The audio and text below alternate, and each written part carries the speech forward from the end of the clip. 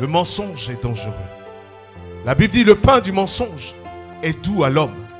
Et plus tard, sa bouche est remplie de gravier. Proverbe chapitre 20, verset 7. Vous savez, je préfère prêcher ce que Dieu me met à cœur de prêcher. J'avais préparé un message de feu ce matin. Et vraiment, j'ai bossé mon message toute la nuit jusqu'au matin. Et au moment de monter, le Saint-Esprit me dit, tu donneras un autre message. Jean-Baptiste était la voix de la repentance. Cette voix qui parle lorsque notre conscience est encore sensible. Elle te dit, répands-toi. Elle te dit, change de manière d'être. Jésus lui-même dira que Jean-Baptiste est venu avec l'esprit d'Élie.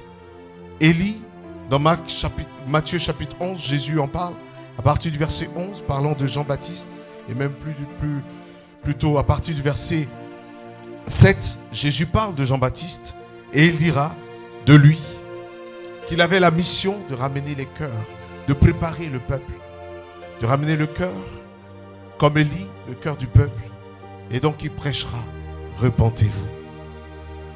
Et Jean-Baptiste, juste un symbole. Il est juste le symbole de cette voix qui te parle. Qui parle à ton cœur pendant que tu me suis maintenant. Qui te parle, c'est de toi qu'il est question. Et le Seigneur te dit, répands-toi. Je t'aime. Ce que Dieu désire, ce n'est pas que le pécheur meure. La Bible nous dit dans Jean chapitre 3, verset 16.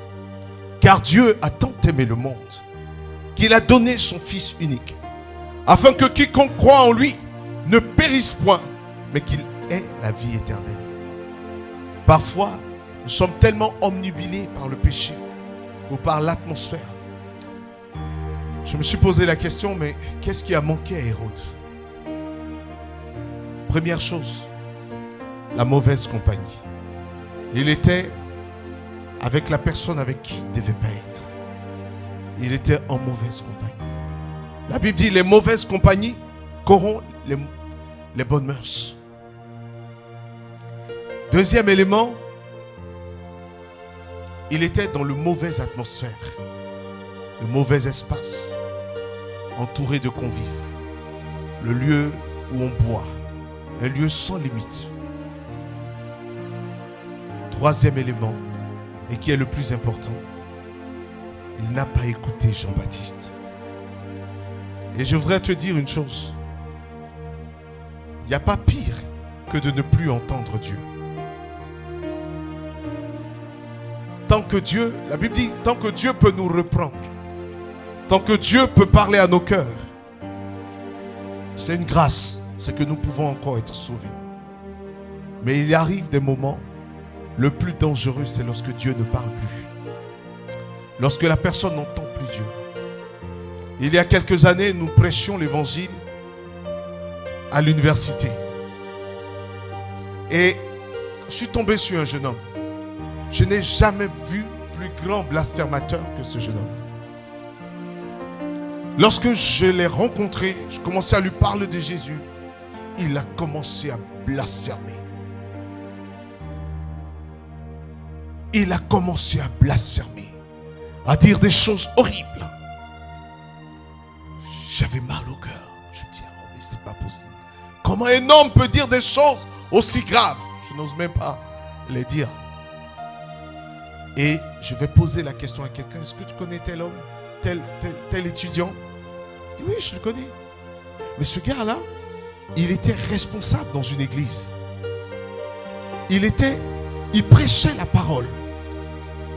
Il évangélisait dans les rues. Et il est tombé dans l'impudicité. On l'a repris, il n'a pas voulu. Il a raidi son cou, il est sorti de l'église.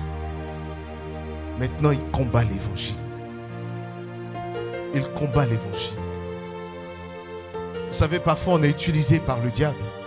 On ne sait même plus qu'on est utilisé par Satan. Tellement on est rentré dans la calomnie. Tellement on est rentré dans le péché. On lutte contre les desseins de Dieu sans se rendre compte qu'on est en train de combattre Dieu. Parce que la voie de la repentance est partie.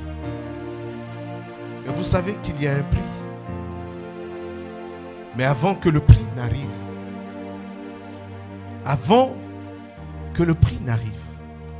répands-toi.